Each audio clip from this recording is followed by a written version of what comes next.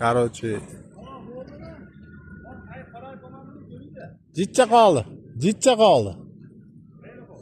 Ashini tagi jitcha qolibdi bir nohotda. Ha.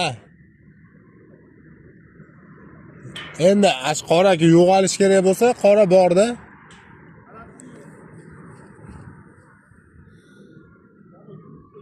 O'zbekiston bo'ylab shunaqa katta arenalarda konstruksiyasini yopish, temir bilan, tunuka bilan. Yana jicha qoldi.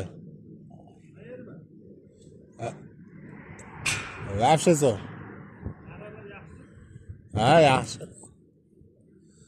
Endi u ishlasa emas. Короче, telefon qila olasizlar Andijon bo'ylab. Bas endi O'zbekiston bo'ylab biz maqtamiz. 99 0 Hammaga rahmat.